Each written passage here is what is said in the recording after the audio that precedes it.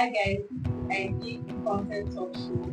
Continuation from our last week topic, low self-esteem. We have here our guest from Uniben. Hi, good afternoon. My name is Dibia Stanley Prince, popularly known as Uniben Prince. I'm a student of the University of Benin, Uniben, and also an SUG aspirant for the position of the SUG Director of Welfare, SUG 24.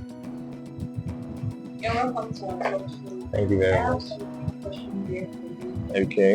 So firstly, what are your views about low self-esteem? Okay, before I even talk about my views on low self-esteem, we need to first understand what low self-esteem means. Low self-esteem is when one looks down on his or herself, looking or feeling inferior to his or herself and comparing oneself to others and feeling, like he or she is not measuring up. You understand? And my view about it is something that would definitely mar you on the long run. Okay. Our second question, how does low self-esteem affect students? Okay, low self-esteem affects students in different ways actually. First things first, a student that has low self-esteem has a very, very low chance of academic reception. Meaning, say for instance, I'm in a class setting, everyone is getting the point. Everyone is, I want to take my class for example. I'm a French student. I study French and German. Many of my classmates, when we first started, they were feeling very, very down because many of us were getting the French. We have already started speaking very well, but there were some of us that were just feeling very, very inferior when it came to us. You understand? So it affected them because number one, they lacked confidence in themselves. They could not bring themselves to start understanding that number one, this is a foreign language. Number two, it will take time before they would learn. You understand? So students get affected. In fact, most times they bring this low self-esteem upon themselves. You understand? In the sense that you have this inferiority complex. You are seeing many of your peers doing well, and then you are comparing yourself to them, and you are telling yourself that you are not as good as them, you are not as beautiful as them, you are not as handsome or intelligent as them. That's why you found yourself in a current situation. So low self-esteem affects students. In fact, it is one of the biggest problems for students as of today. Okay. Our fourth question, or third question here about, have you experienced low self-esteem?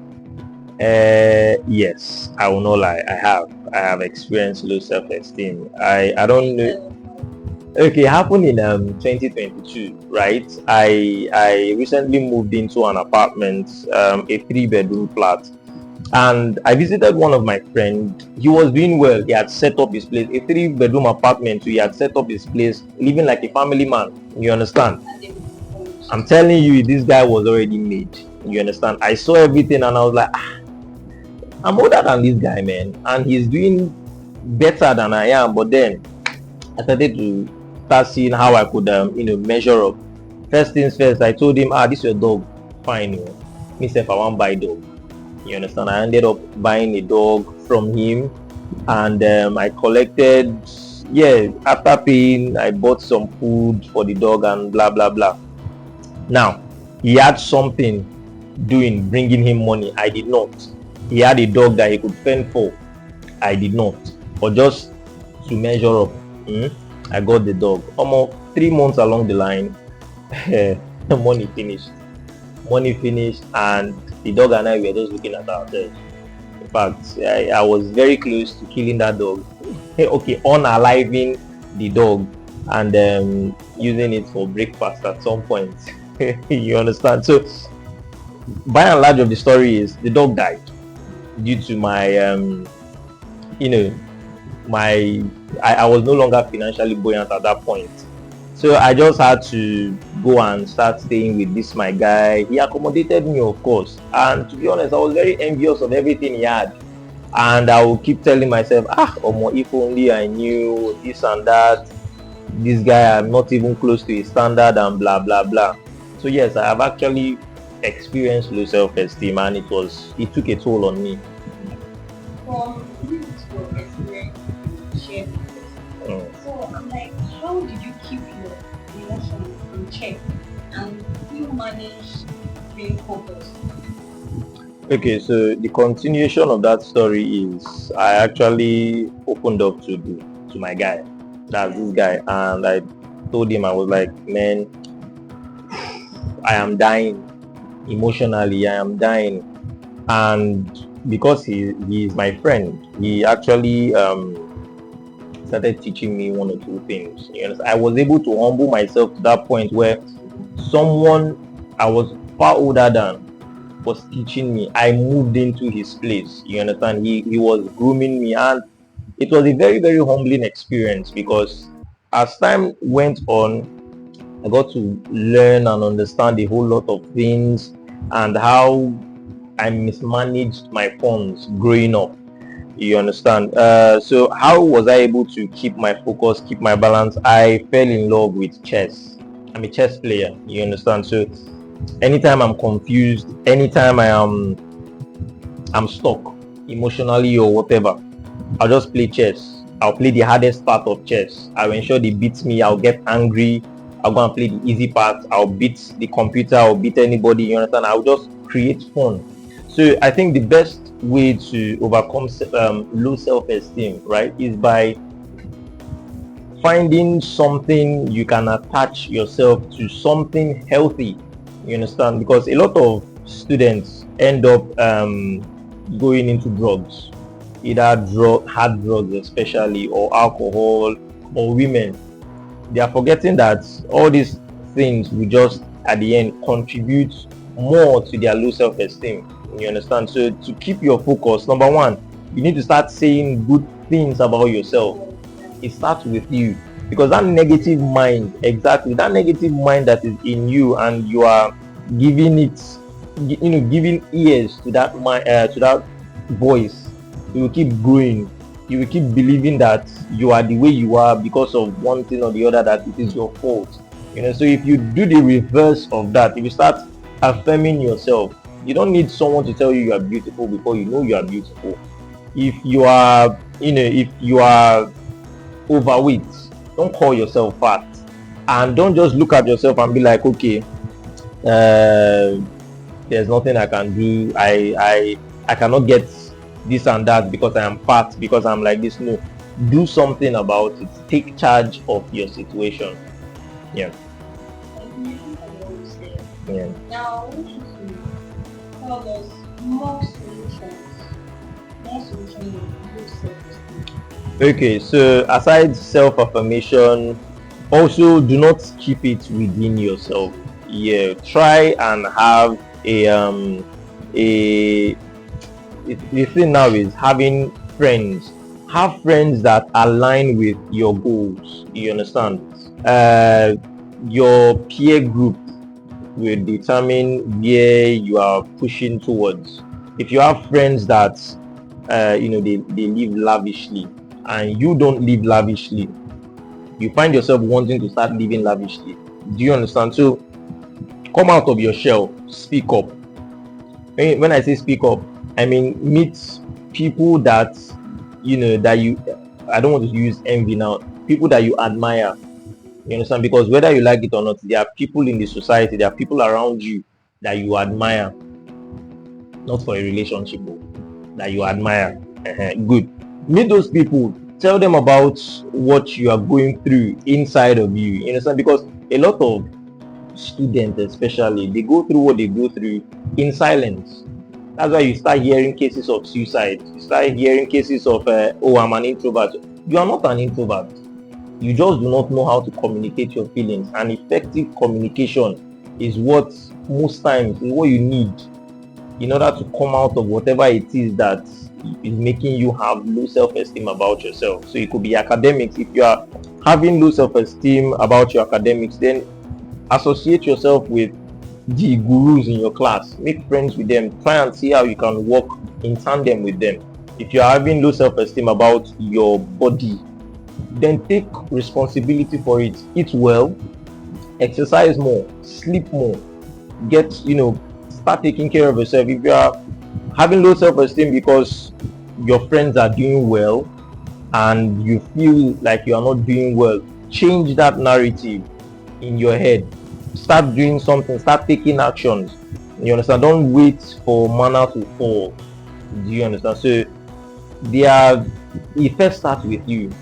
You understand? Self-affirmation or low self-esteem starts with you. It is whatever you feed yourself that you end up becoming. So if you really want to get out of your shell and tune down on your low self-esteem, what you have to do first is start working on yourself. That's it. Okay, this segment is our game segment. We have 5 questions for you today, or you'll be answering 3. So you pick any of 3 from these 5 questions, and is riddles. Okay, well, although I'm not a fan of riddles, I'll try. There are 5 questions. Number 3. Okay, they are easy questions though. Number 3. What month of the year has 28 days? Okay.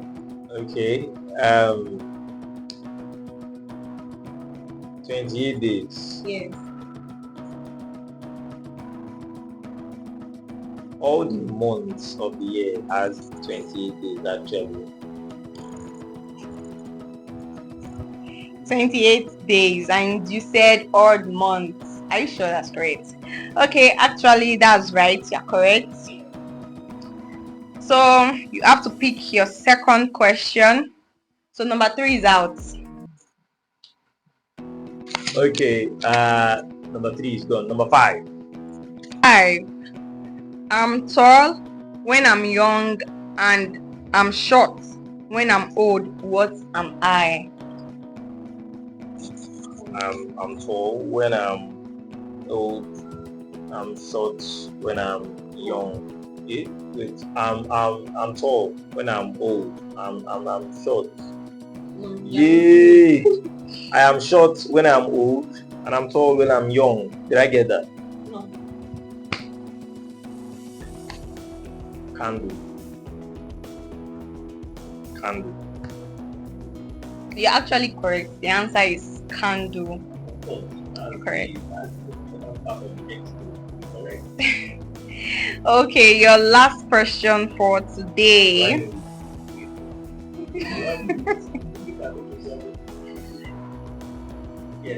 Okay, your last question for today. So you pick number 2.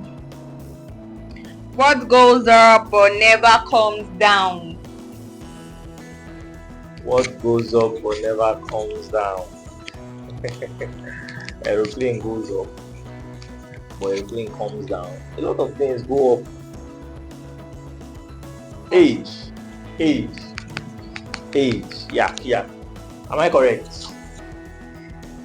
You're actually correct. This is when you're getting all my answers, all my questions. Someone give you an answer. No one did. I failed a lot of riddles to not know what some answers are, and yeah, most of the questions are basic now. Come on. Okay, last question for today. Very something. Okay, give an insight of what the director of welfare does. Okay.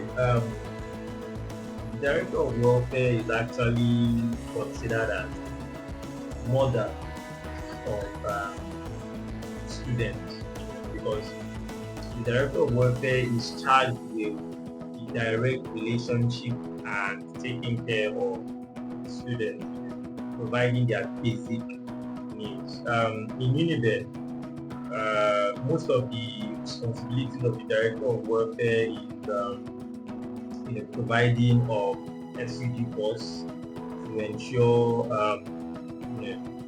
a smooth commuting at a subsidized price back to the students' homes.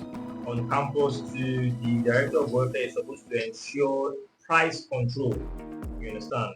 Because a lot of vendors in school, they increase their prices and sell at very, very exorbitant prices. So director of welfare is supposed to checkmate all these prices and ensure that the prices are in check and they are affordable too. Another thing is ensuring the health, the proper health and hygiene of the student. You see, the director of welfare is just, in summary, is just taking care of the student's health, student's academic life, student's emotional life, and everything in between. So lastly, if elected as director of welfare, so what are your plans? Okay, I divided my plans into four. The first part I want to look at is the health aspect of the student, right? I want to see the possibility of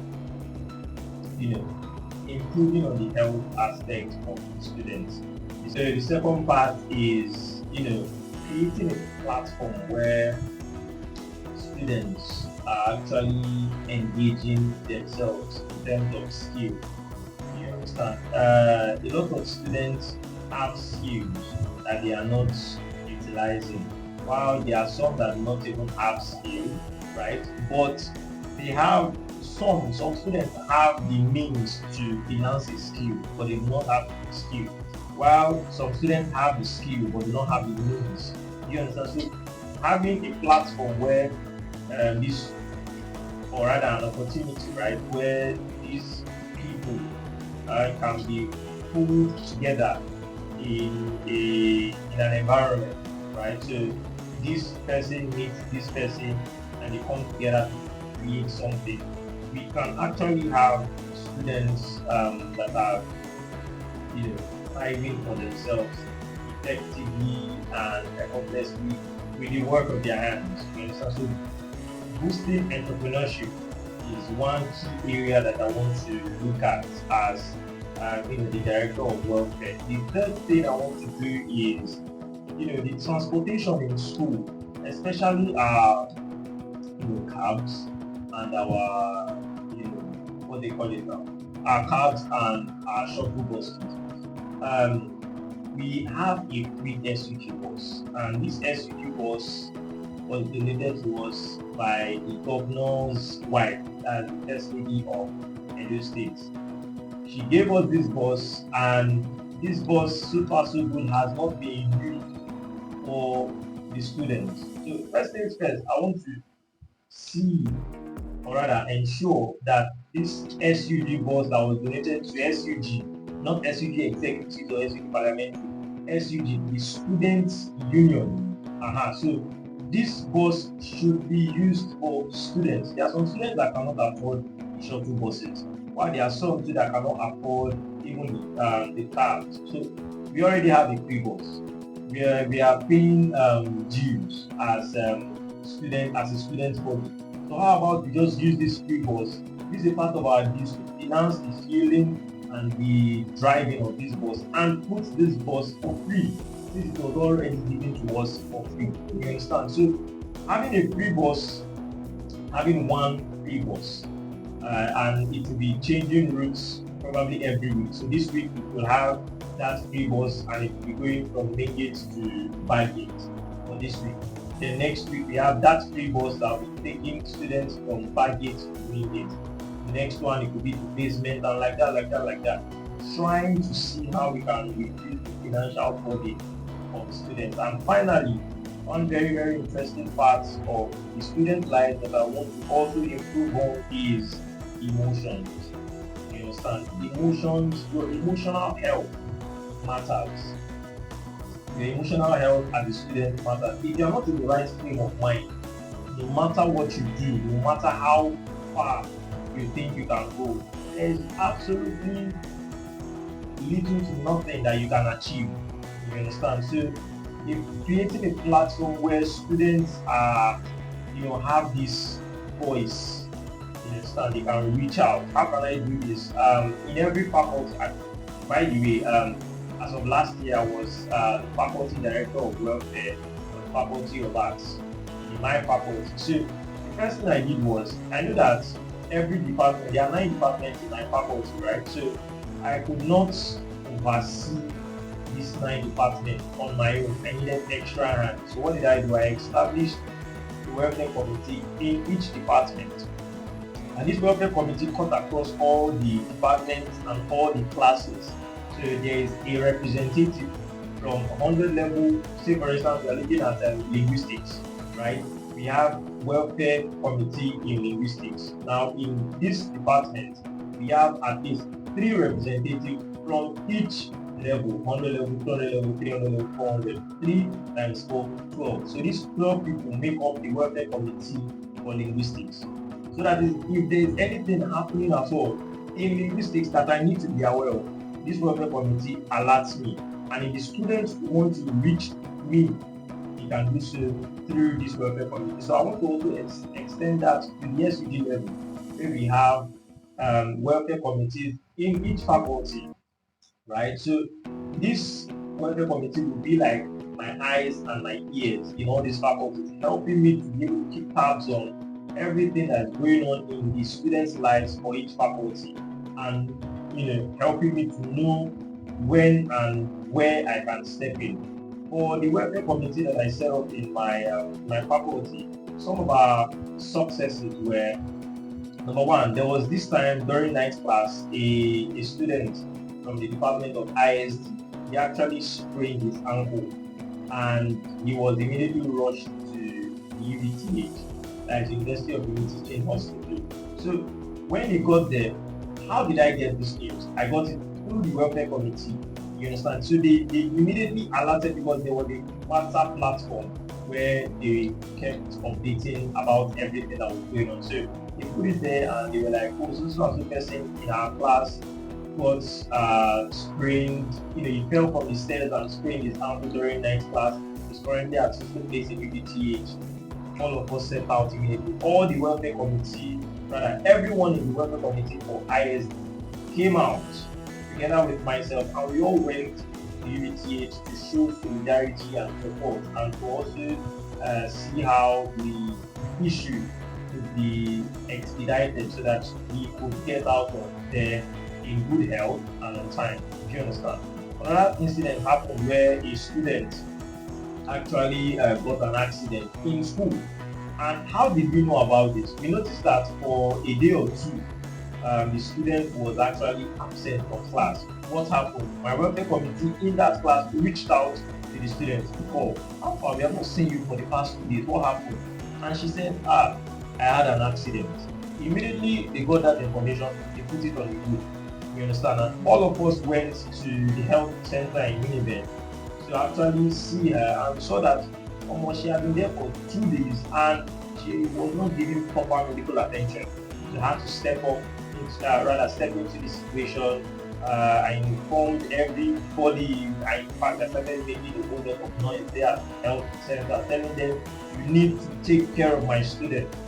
And to the glory of God, we helped her to ensure that, number one, she got proper medical attention. Number two, we were also able to track this vehicle that run her over, and the person also, I ensured that this person paid for I'll call it damages that was done to this girl. By the grace of God, she's back on track, she's in good health, and she's alive and healthy. So this are the things that happen. A lot of things happen to students individually, and I want to know what's happening to every student.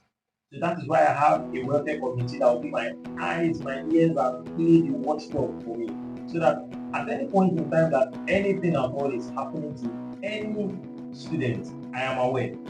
You understand? So I don't want to be an ignorant director of welfare. I want to be an informed Merci. Okay, Uniben Prince, thanks for coming. We really, really appreciate it. Thank you very much. Viewers, thanks for watching. Please subscribe to our YouTube channel, I_D concept, and follow us on Instagram, TikTok, and Facebook, I_D concept. Thank you.